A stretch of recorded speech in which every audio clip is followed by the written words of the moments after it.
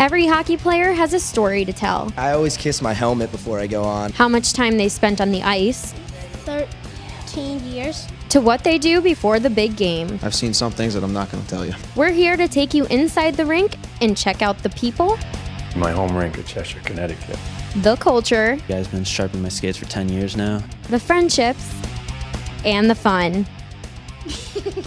After all, Connecticut hockey is not just a sport, it is a way of life. This is all about the one big family that knows you just gotta love Connecticut hockey.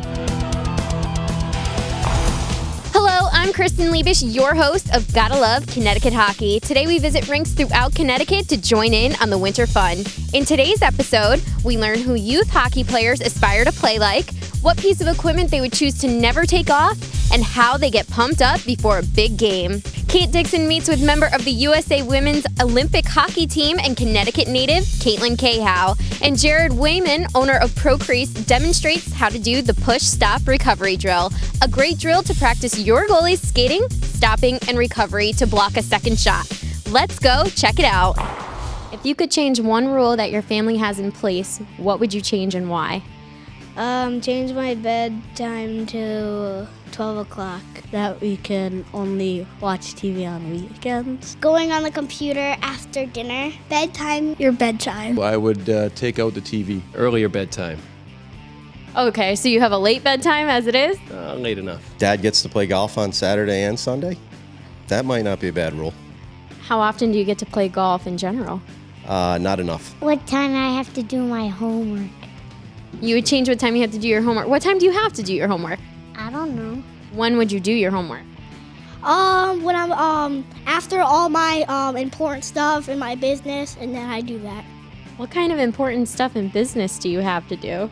Well, I've like things every day, and I have to do them, and it just wastes a lot of time. What would you do on the computer after dinner? I'll probably go on my Webkins. What is Webkins? It's like you would have a pet and you like log in with your pet. Why do you like to stay up late? So I can play more. So I can play longer. Don't you think you'd be tired for hockey and school in the morning? Because I always wake up at 6. What's your favorite snack food? Hard. I don't really know. I have a lot. Cheese and crackers. Oreos, Doritos. Apple. Cheese and crackers. Goldfish. Lay's potato chips. Almonds. Peanut butter crackers. Probably an apple. So if you had to choose between eating an apple or changing one rule that your family has, what would you choose? Changing one rule. The apple. A rule that my family has. Oreos. Changing the rule. My bedtime. Bedtime. Taking out the TV. I could do without the peanut butter crackers. Cheese and crackers. Why Oreos? Because they're really yummy. Because I love cheese. Because I get to do more things. I can play Xbox and play my Wii pretty much a lot. And what is the biggest difference between coaching boys and girls? I think girls, at the age that I coach anyway, are faster to adapt to change and are quick studies. So we're able to deploy a lot of different types of strategies and they learn it quickly. One of the things I've been very impressed with is how quickly they grasp the concepts, and I think they just execute at a higher level a little bit earlier on in their careers. You say that that you don't go into the locker room very much. Can you hear them from outside of the locker room? Yeah, I think you can hear them outside the rink. They're a fun group, they enjoy each other, and it seems like they're just having a great time. How do you get pumped up before a game? We listen to a lot of loud music. I listen to music and talk about the game with our teammates. We listen to music. I picture myself scoring and passing and doing things I want to do in the game. Eat peanut butter on a spoon. Peanut butter on a spoon, is that supposed to get you like revved up like your whole body? Yeah. What kind of music gets you pumped up? Pop music. Rap songs, but more like Justin Bieber songs and pop songs. We do a cheer called Fire It Up. It's like, it gets everybody like yelling and really get pumped up.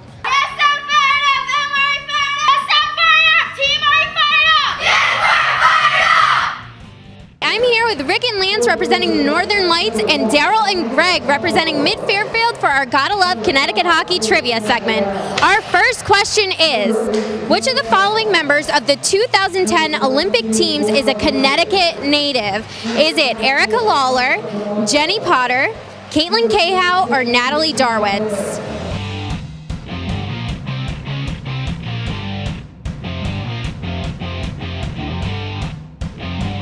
Rick and Lance with Potter.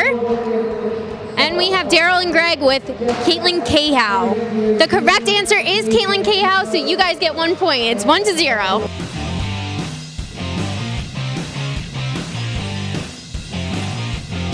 Having played for the U.S. Olympic team in 2006 and 2010, what medals has Caitlin won?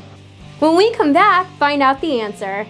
This program is made possible in part by contributions from Connecticut Hockey Conference. Connecticut Hockey Conference is responsible for developing youth hockey and happy, healthy kids all winter long across Connecticut.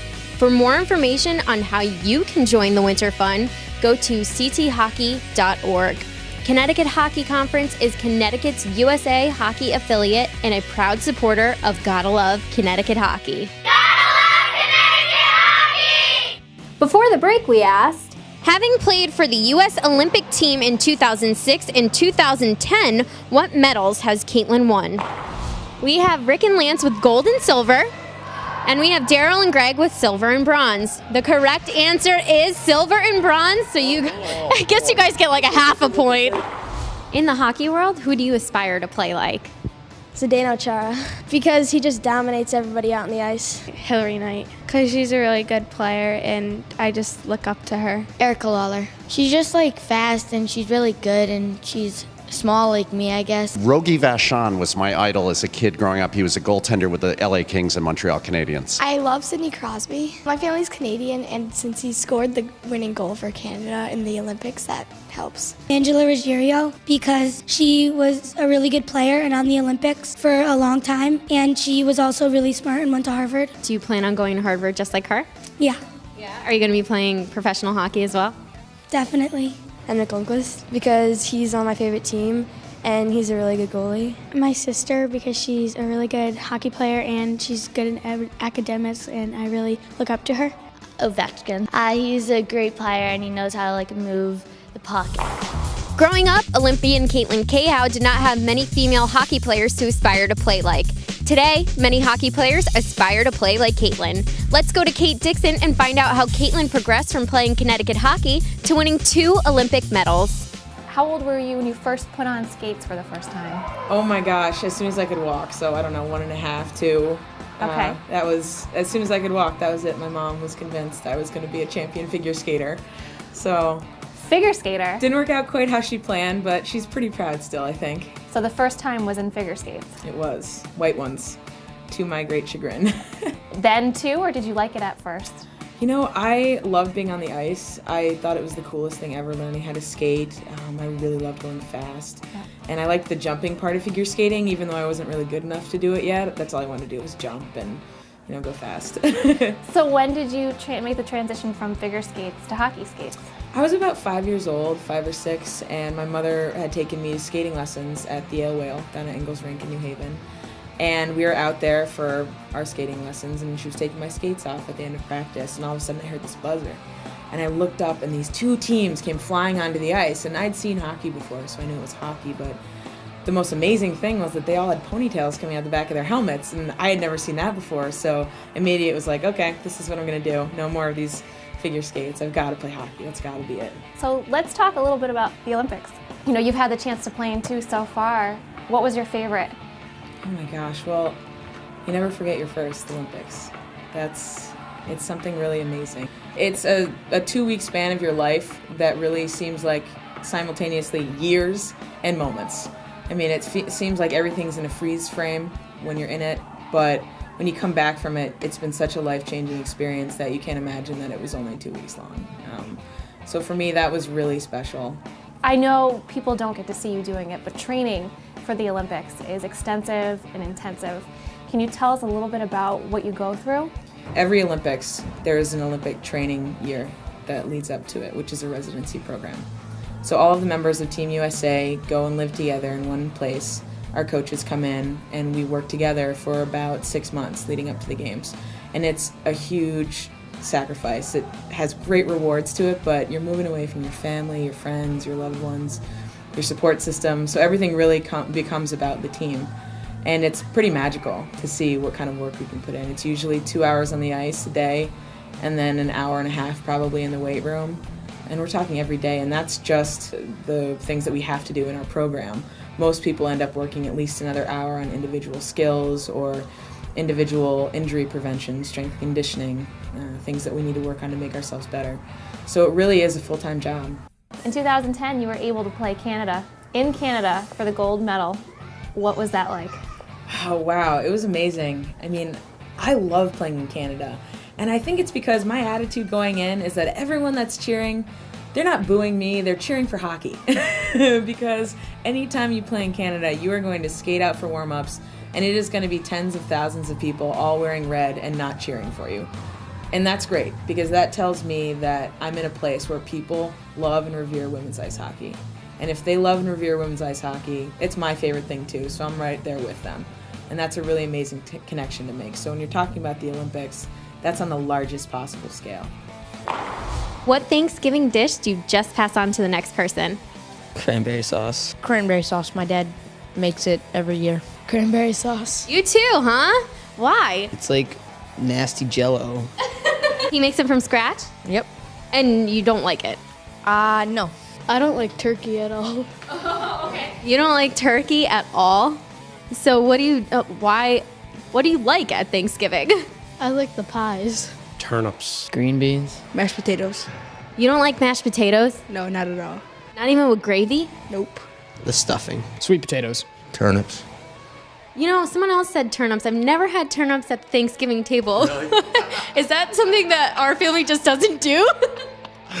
It's been a tradition in ours. My mom always has them, and I just kind of push them to my kids. Hopefully they eat them. If you were president for just one day, what would you do? I would order all the pizza I could eat. Order all the chicken I want. Have no school. I probably wouldn't have schools. Have no school. So I'm getting the feeling here that everyone on your team doesn't like going to school. Why is that?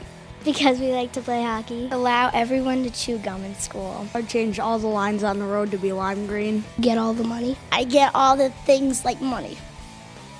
For yourself? Yeah. Would you share it with anyone?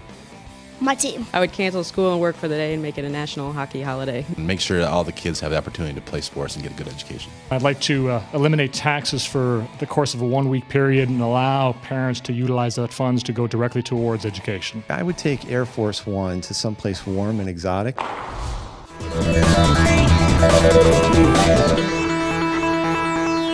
Jared Wayman, goalie mentor for the USA Hockey National Development Program, goalie coach at Trinity College, and owner of Pro Crease, shares his push, stop, recovery goalie drill. This is a great drill to use with your goalie to train them to stay square on the puck and get up with the correct foot to properly recover and follow their rebound. Let's see how it's done.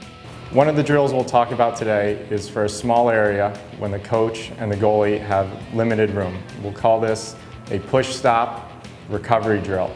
This is a good drill for the goalie to practice both his or her skating, their ability to get centered and stop on a puck, as well as to practice recovering for a second shot. To start the push-stop recovery drill, the goalie will start with his back on the goal line, right against the net. He will push with his back foot. In this instance, the goalie will push, the back foot will be his left foot, the right foot will lead him towards the top of the crease. Let's have the goalie line up on the neutral zone dot. He will then stop with the lead foot, in this instance will be his right foot. He will get square, which means both toes will be pointing towards the neutral zone face-off dot. So now the goalie will push with his left foot and stop with the right foot, lined up on the dot, stop. Notice Tyler is in a good stance. His feet are slightly outside his shoulders, his hands are in front of his body and at an equal height. Common mistakes would be Tyler pinching his knees in, unlock please, or Tyler putting his glove up too high or down too low. Notice Tyler's rotation of his glove is at a 3 o'clock position in front of his body so he can see both his glove and blocker. Now Tyler will go into a butterfly. Notice his hands remain in front of him, his pants and 5-hole are sealed up, his stick is in front of his body as well. To rotate to the coach, Tyler will look first, bring his hands around towards the puck, and now he will get up with the proper foot, which is his right foot in this drill. Now Tyler's recovered to the coach, and I'll now shoot, and Tyler will get up with his proper foot again. the proper foot being the foot which will push him towards his rebound. It's very important that the goalies follow their rebound to create good habits that will be used in a game. Notice as Tyler is on the post, his glove, side foot, his heel is inside the post, his pad wraps around the post, his stick is in a position where it'll block a pass out shot, and his glove seals the hole near his knee and post. A couple key things to remember during this drill is to make sure that the goalie gets fully set at the top of the crease and he does not rush the butterfly. Make sure the goalie gets all the way to the ice and stays square to the point in which he's lined up on, in this case, the neutral zone dot. It's okay to let the goalie make sure he finds the puck, rotates his hands, meaning pointing his hands towards the puck, and then get up. We don't want the goalie to rush through this, get up with the wrong foot, and especially to get up without looking where he or she would like to go. This is a drill that should be done from both sides. You would do 5 to 10 repetitions on each side. So it would just be the same, but in reverse on the other side, pushing out and then butterflying and coming back across. The back foot, which was the left foot that pushed you out, will now be the right foot. And once the goalie butterflies, he or she will get up with his or her left foot to T-push across to the coach for the shot.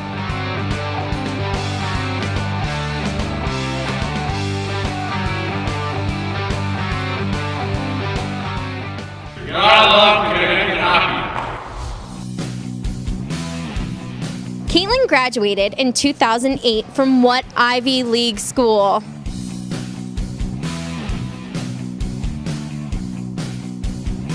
We have Rick and Lance with Yale, and we have Daryl and Greg with Harvard. The correct answer is Harvard, so it's 3-2.5.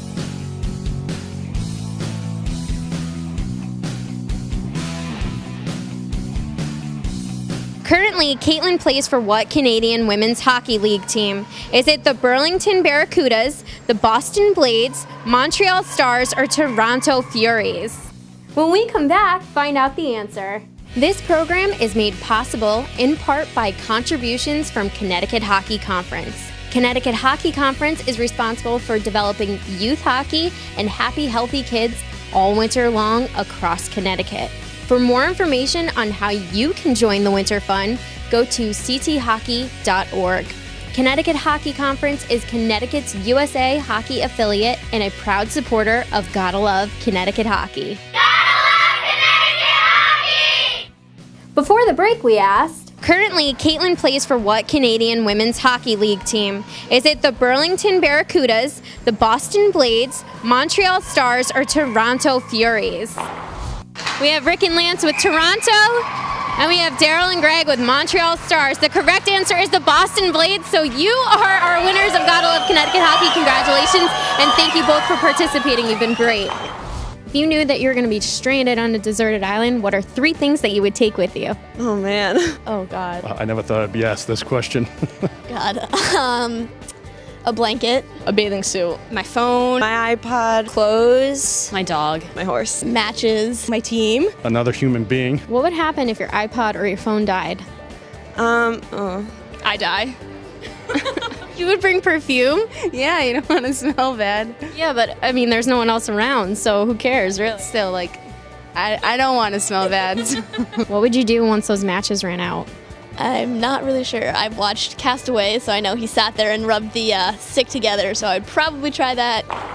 Growing up, Caitlin Cahill never imagined being stranded on a deserted island, but she did imagine being an Olympic hockey player. Let's hear what hockey moment Caitlin has relived over and over. You've experienced some great moments in your hockey career. If you could go back in history and be on the ice for any moment in hockey history, what would it be? Any moment in the history of hockey? Absolutely. Oh my gosh. The Nagano gold medal game had to have been the most incredible experience, and I would go home and I would watch the video. We taped it on a VHS. I would go home and watch the video over and over and over again. I'm not sure if I thought the outcome would be different or what, but it was such a huge part in my development as a young athlete. So did you ever think that you would be there, playing for a medal? Oh, when they won that day, I was convinced. I was like, oh, that's going to be me. I'm going to be there in the Olympics in a couple of years. My mom was like, yeah, that's going to be you. I was very lucky because I had no pressure from my family to keep playing, and that's something that I try to instill in hockey parents now that I meet is that, if your daughter wants to play hockey, she's going to play hockey because there's no better sport out there, and leave it up to her because it's fun and it's her passion. And then she'll be successful if that's how it's meant to be. But you can never force someone to love a game enough to make the Olympic team because of the work that goes into it. You just have to love it. Not only are you going to law school now, you're also playing for the Boston Blades. What's that experience like? The Boston Blades are really a remarkable organization. We're a member of the CWHL, which is the Canadian Women's Hockey League, which has been the league in Canada for decades, pretty much, in some form or another. It's a really great place to be a hockey player, especially if you're a woman. And they started a league many years back that really supported their athletes both pre and post college. Because historically, Canadian players would grow up in these programs and continue to play even through college age years, and that's how the Canadian national program has been able to maintain such a strong team year after year. And it's really a great association to be a part of. What's remarkable about it is that every one of these women has been to college, graduated, is now working in some meaningful way, contributing to society. We practice a couple times a week and then play a 2-game series on the weekend. And it's more time consuming than you would think because while we are based out of Boston and most of us live there, generally every third weekend we're on a bus to Toronto, which is about 10 hours each way. So it gives me plenty of time to do my homework on the bus and us plenty of time to really get to know each other. And it's just been a great experience. So you think hockey's quite addictive. Absolutely. So what's your favorite part of the game? Oh my gosh, I'm such a defenseman. I was actually having this conversation with a couple of my teammates the other day, and she was asking me, what do you like about playing defense so much? Because she loves scoring goals, and everyone loves scoring goals, but for me, I really love a good breakout pass. But I know you've also played forward. I have. So what do you like about playing forward? Come on, this goal celebration dance. I mean, who doesn't love that? Scoring a goal is a pretty amazing feeling, and the best part about it is that if you really love the game like I do, it never gets old. Your life has been all about balance, and there's many student athletes out there. What advice can you give to them? Just keep doing it. Be a student and be an athlete and do it at the same time. Because for me, it's important to work hard at whatever you're doing, but if you don't have balance in your life, you're going to get stale. And I've watched so many young girls that I've had the opportunity to coach or to play with who are excellent talents, but just got themselves stuck in a rut, and it wasn't fun anymore. So for me, I recognized that early on about myself, that I can't just be doing one thing, and I need to have that variety and that balance. And it keeps me hungry to wake up every day and pursue whatever I'm doing, and it's really a gift.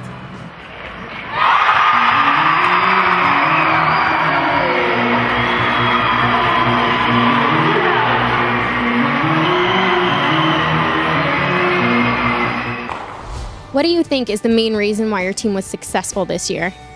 We were bonding a lot. We have a really good team dynamic, like we're all friends with each other. Well, we play really well together and we all get along off the ice really well. We work really well together, both on and off the ice. After games, we'll go out to dinner together. We work well together and we all want to win. We practiced a lot. We get along so well that it just kind of takes onto the ice. A big part of it was the camaraderie. There were no cliques on our team. It was one group that worked as a unit. We have a lot of talented kids, and the kids that didn't have as much talent had a lot of heart and know their position on the team. If you could live in one piece of your hockey equipment, what would you never take off?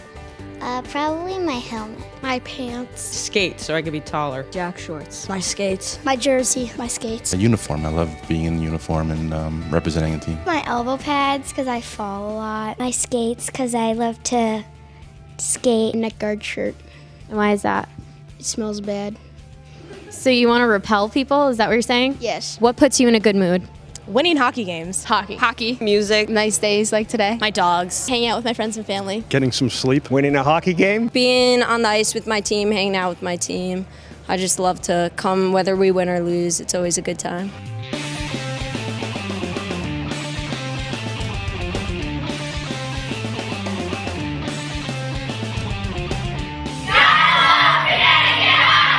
Thanks for joining us for today's show. If you just can't get enough Gotta Love Connecticut Hockey, check out our website, gottalovecthockey.org. Join us next time for more stories on Connecticut's people, culture, friendships, and fun.